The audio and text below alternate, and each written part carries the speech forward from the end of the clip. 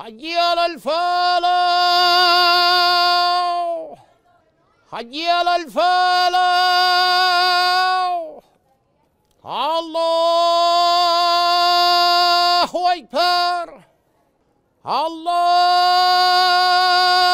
أكبر لا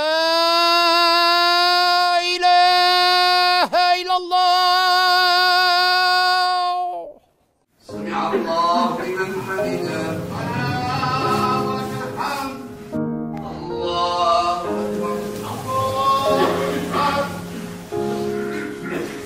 محمد رسول الله عليها نحيا وعليها نموت وبها نلقى الله سبحان ربك رب العزة عما يصفون وسلام على المرسلين والحمد لله رب العالمين.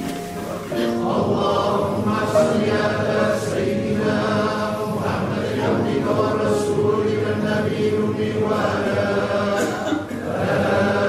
آله وصحبه وسلم.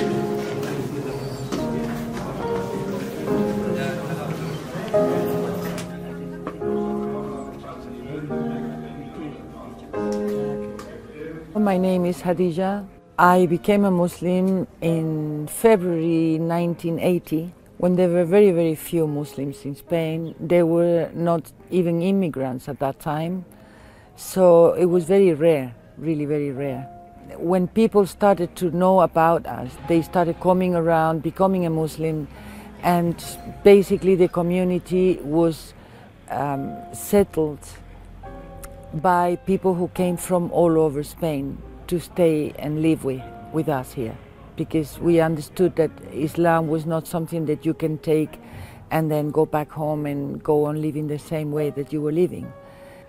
Then it grew, and it grew not only in our families, because we are already on the fourth generation, but also our commitment since the very beginning was to show Islam to the society. So it means we have a lot of shahadas.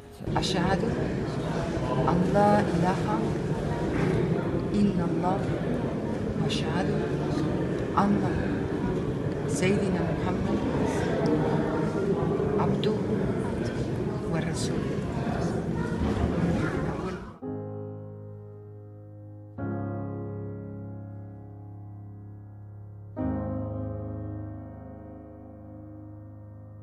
My name is Omar Farouk del Pozo Cadenas. I'm Spanish, born Muslim as a second generation. My parents, they're Spanish, they became Muslim very young, before I born. Everything started with a man called Ian Dallas, Scottish, and when he became Muslim in Morocco, his name is Sheikh Abdul Qadir As-Sufi. He moved to England, he started a community in England. Small one. My father, he escaped from getting into the military because it was obligatory in that moment. So he escaped and he decided to go to England. So he went with another two Spanish young men. These three men from Spain, they were walking through the streets in London, and they saw one morning a lot of shoes. While they were coming closer, they heard a singing. It was the reciting of the Quran and Qasidas. It was a night of dhikr. So by that singing, they got cupped. I mean, they said, "Is something here that we have to see it. This is impressive." So they knocked the door.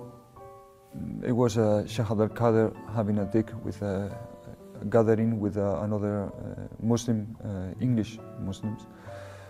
And just coming in, they saw everything, and in that moment they converted into Islam. They did Shahada that day.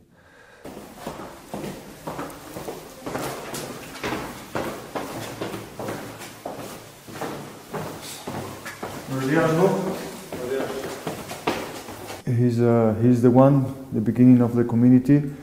Ian Dallas, Scottish. When he went to Morocco, he found what he was looking for was Islam. So he met his Sheikh Mohammed Al-Habib in Morocco. This is my father.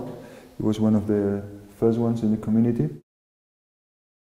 Every Shahada is different because everyone has it in different circumstances.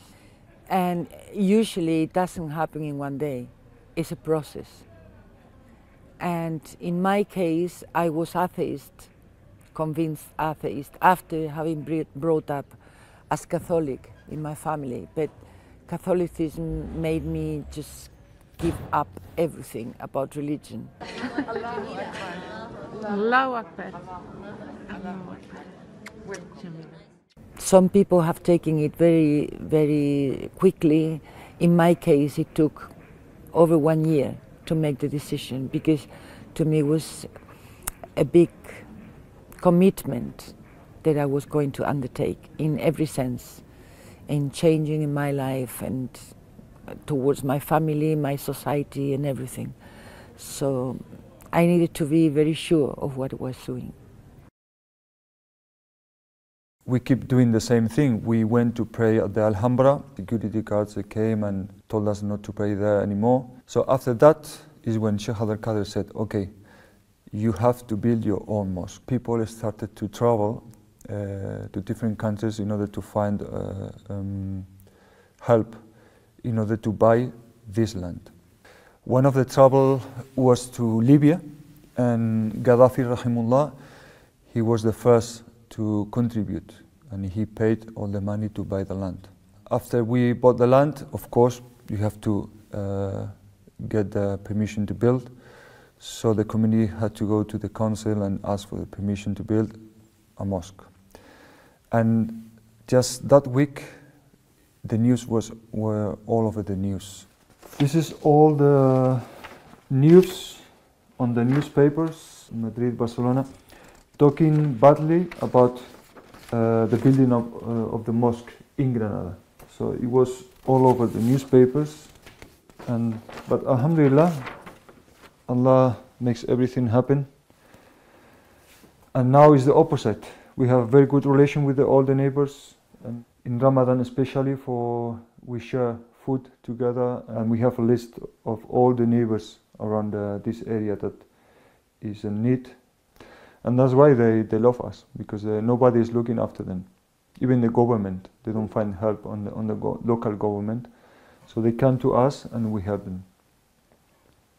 It's a corporation called Tika, which also has been helping us for the last 3 years. And all the money they give us for food, it goes to all the Muslim communities around Granada, and also the neighborhood around this mosque. So Turkey is involved in all of that relation we have.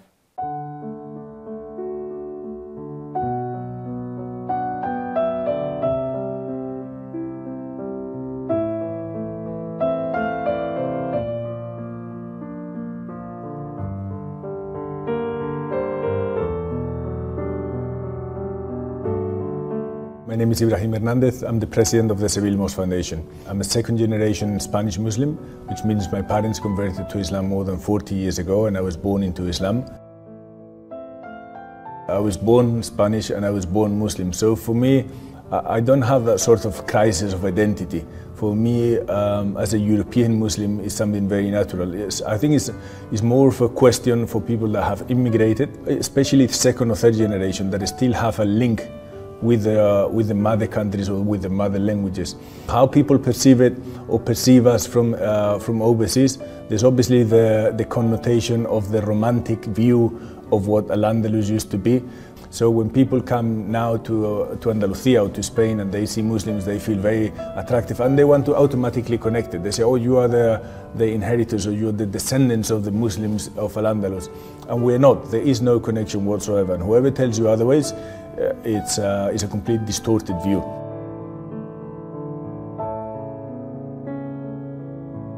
So this is called the Door of Forgiveness. It's one of the main doors that remains towards the old mosque and the cathedral today of Seville. And as you can see here, it's one of the few places where you still see calligraphy original from the time of the Muslims. And the calligraphy, it says Al-Mulku Lillah, Al-Baqa Lillah, which it basically means the kingdom belongs to Allah and continuity belongs to Allah, which is a very beautiful thing to say in the door to the old mosque of Seville.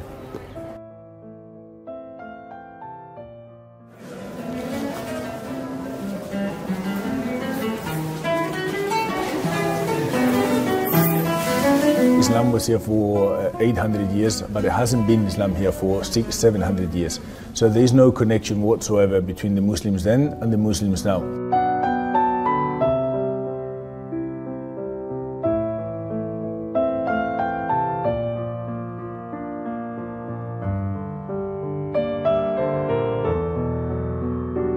So what you see here is the same calligraphy, the same description that you saw in the door of forgiveness in the old mosque of Seville, which is now the cathedral, which says Al-Mulku Lillah, Al-Baqa Lillah.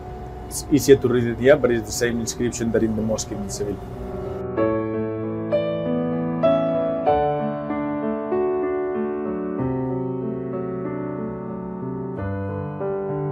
We're sitting down here in the headquarters of the Seville Mosque Foundation, which acts as a musalla as well as a mosque. It's full of activities from the 5 daily prayers to many activities open for Muslims and non-Muslims.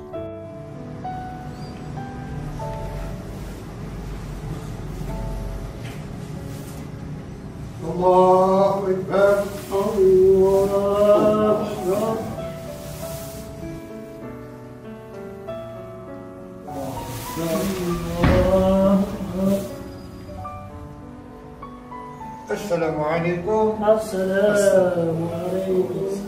What could be interesting is to see how Allah, by His mercy, has allowed Islam to spring again, to flourish from within its own people. There's hundreds of people that are becoming Muslim, taking shahadas, that even to myself, I'm completely shocked because I was born Muslim. But when I see people wanting to become Muslim, it does something in my heart, because it's like, with everything that has been talked outside, how can you come, what is it that draws you to Allah? And it's really amazing to see that happening. This is the annual newsletter report of 2022, which we do annually for all the activities of the foundation. That includes the regular activities done in the mosque, all the people that have taken Shahada during this time. It's actually not all of them. We've had more than, I think it's 25 here, more than this that have become Muslim over the course of the past year, which is a huge responsibility because there's teaching and ongoing activities for these people. Behind every one of them, there's this particular story of how they became Muslim, how they approached Islam, how they came to us, and it's actually very comforting and rewarding to see so many people that have taken Shahada and that are still around. And as you can see, there's old people, young people, it does not matter. Rich people, poor people, many people that come to Islam.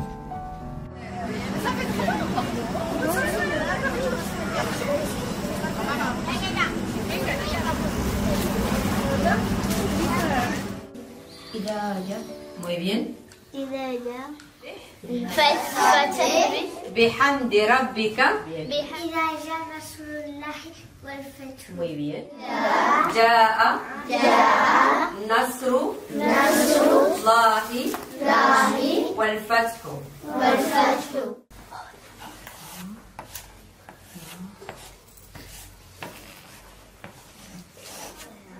La fa tiene fatha y se lee fa.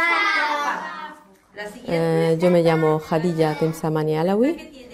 He llegado a España en el año 1984. Siempre me ha gustado el trato con los niños.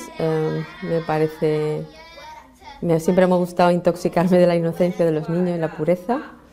Con los niños se aprende mucho. El trato es fácil.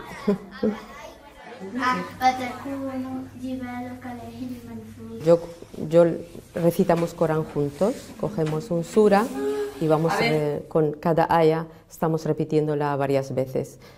Lo bueno que los niños más pequeños tienen muy buena memoria, son como esponjas, lo aprenden rápido y los mayores tienen capacidad de aprender. إذا جاء نصر الله والفتح.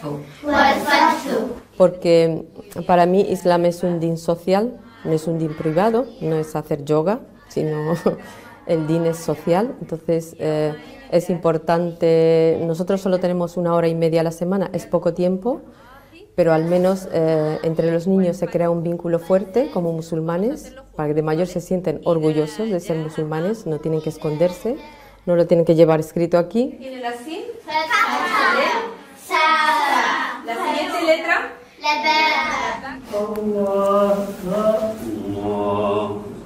We've gone through many different stages, and the first stage, when the Seville Mosque Foundation was founded, I wasn't even around at the time, but what they did was to ask the government for land. And the government agreed, and it was actually a very speedy process. And they agreed, and they gave us land. It's lended land, so basically they give it to you for, I don't know if it's 50 or 100 years or something like that. It doesn't belong to the Muslims, it belongs to the government, but they give it to you for a certain amount of time. But then the neighbors around it complained. Officially, they would say is because why would you give the Muslims a land to build a mosque? Eventually, they took the town hall, not us, the town hall, the government of Seville, they took them to court, and the process of building got stopped. It never started, actually. And until the court case came, which lasted 2 years, and then after 2 years, the town hall actually won the court case. And they would have said continue with the building, but then they sued to the higher court.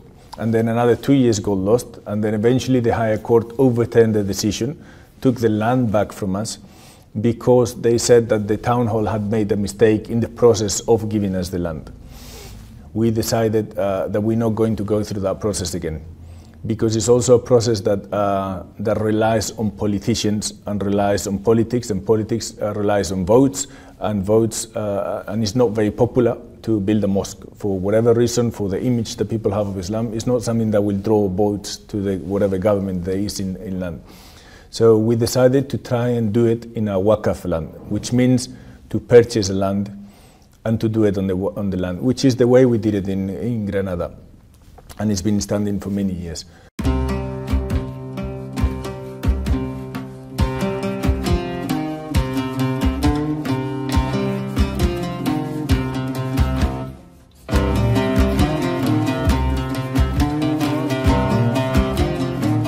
Mi nombre es Fátima, soy nacida de padres conversos, española y granadina, y estamos ahora mismo en la alquería Alcáuzar, que es una madrasa, y yo me dedico a dar clases de equitación, que es uno de los deportes sunna, a los estudiantes de este lugar.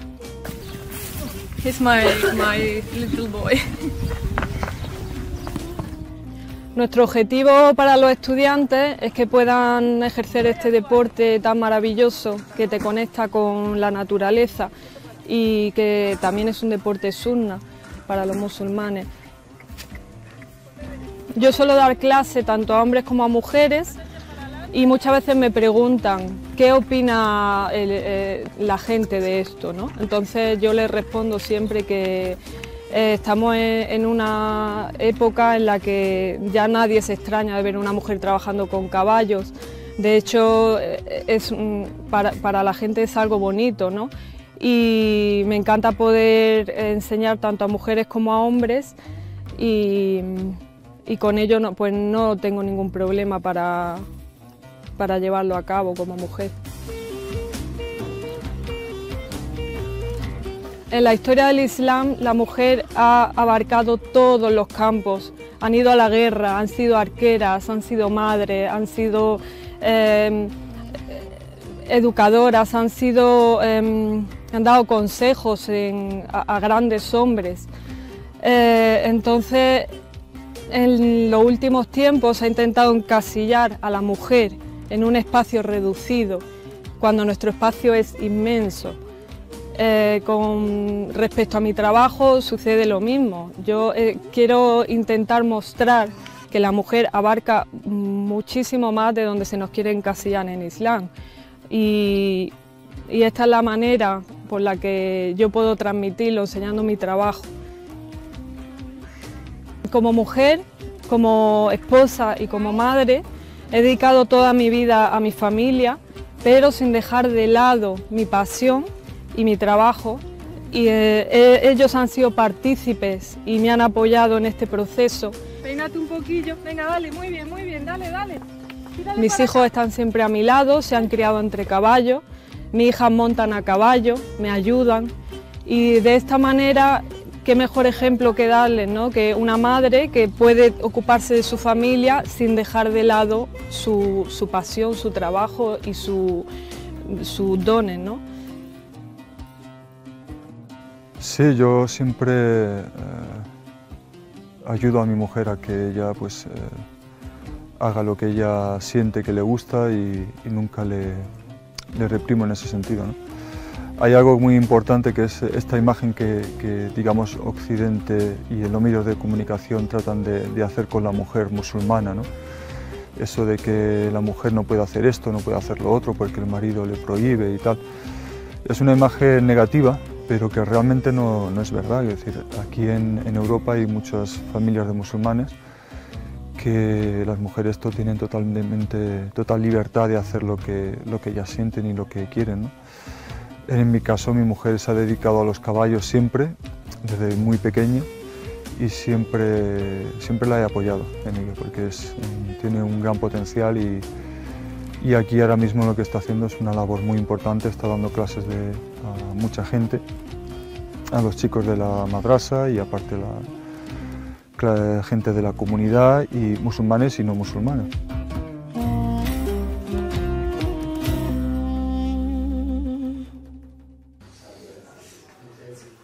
Allahu Ekber, Allahu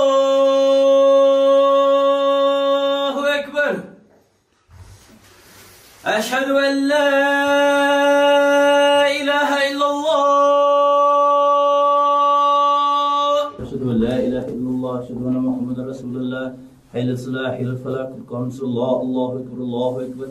La ilaha illallah.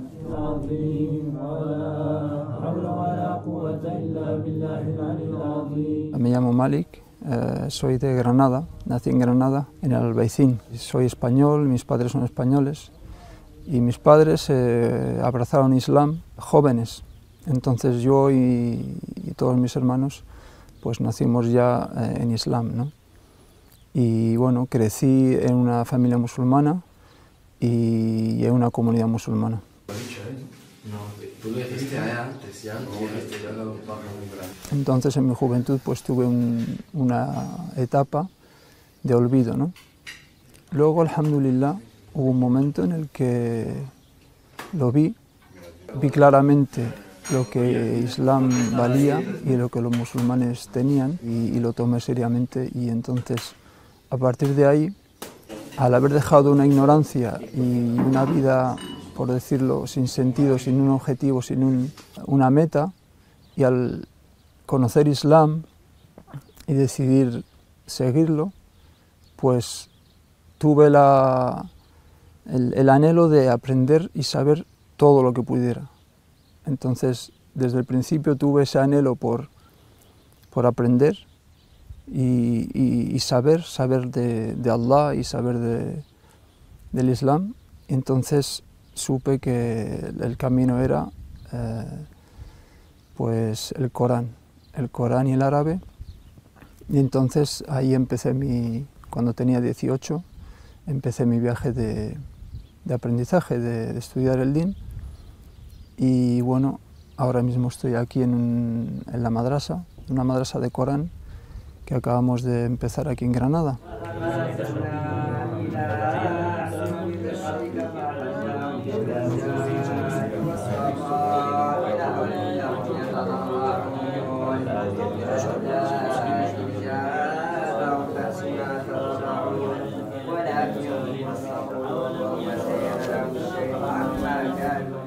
En esa madrasa muchos de nuestros jóvenes memorizaban el Corán y aprendieron, y aunque no terminaron todos, pues todos siempre se llevaron algo, y eso es algo que la gente lo ve y lo sabe, el gran beneficio que una madrasa da a la comunidad y a la gente en general.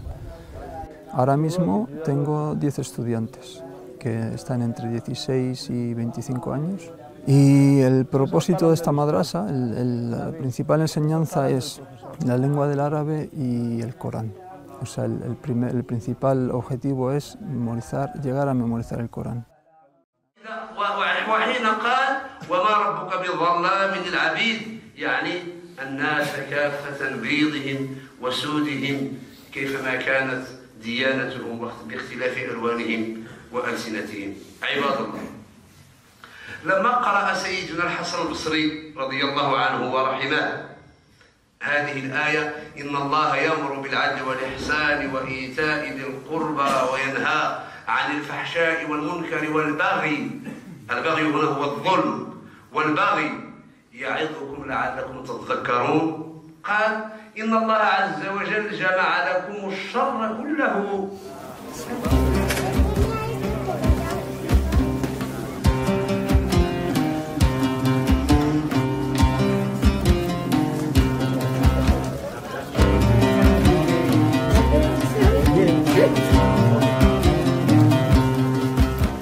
My name is Mohamed Amin. I am native Spanish, born in the east of Spain, in Valencia. My parents are both Muslims, originally also from Spain. They converted to Islam when I was 1 year old. And if I was raised up Muslim, I had to take the decision if I wanted to continue to be Muslim, no?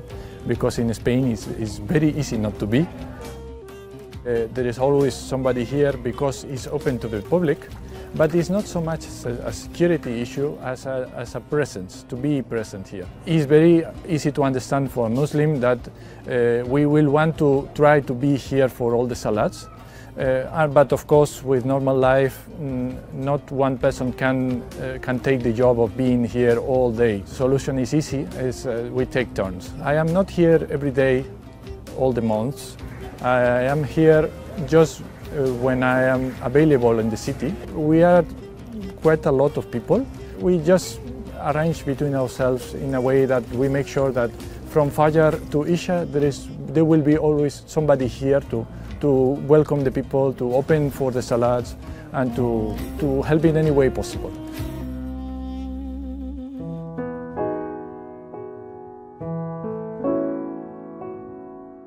A gift from Erdogan when he was visiting us here in Granada, which is an example of the Quran calligraphy made in Turkey. The community knew from the beginning that to get a mosque built, not easy to do it.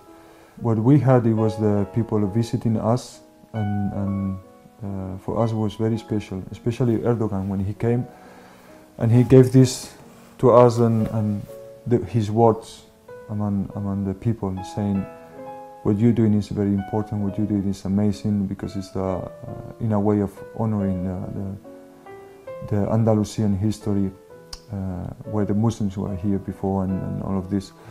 Alhamdulillah, what we have now is a mosque, complete mosque, a very big community, a community that is still growing.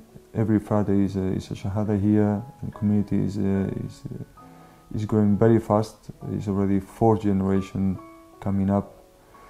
So we have to thank Erdogan for this visit, because it was very, very important in that time. I feel very grateful to Allah that Allah has guided my children and has allowed me to give them an education which really encourage them to go on with our work. As we're getting older and they're taking the steps forward, and that's very a big relief to see that going on in generations. It's a big gift, a very, very big gift.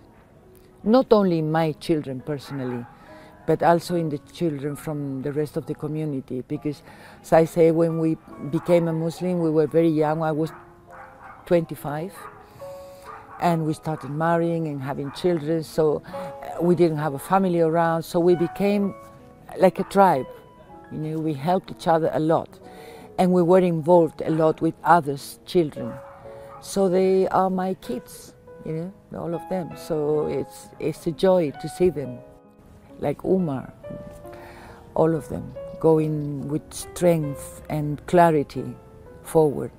It's a gift, it's a very big gift, and a kind of continuity. It's a continuity, because if it doesn't have a continuity, then what was it? Islam para mí es mi forma de vida. Es una forma de vida que lo abarca todo, que abarca tu relación con tu Señor, con tu Creador, y tu relación con las personas y tu relación con el mundo en el que estás. We have something that we feel is important and we feel is valuable, which is Islam, no? And we want to offer it, no? And that is why we have it open here. From the point of view of with the meaning that is something that is not coming from outside. We are not outsiders offering a different culture. We are locals with our own way of life, which we feel is good and we feel is not foreign, and that is what we are really offering. The problem with people in general is that they don't have the knowledge of what is Islam, and that makes people get wrong about it, especially when you only hear in news about terrorism and associate it to Islam. I think we have a great responsibility and opportunity to be able to change the perception that people have of Islam, because being in the heart of Europe and in the age that we live in, people that cannot claim that what we have, the deen that I have, is something that is imported, or is something that does not belong to the land, is something that is foreign, is something that is temporary. They cannot, because I'm Spanish and I am Muslim, and it's my faith, and it's something that I like to transmit to people because I think and I know is the best for society. So it's something that we take, encourage as a gift that we want to transmit to the best of people.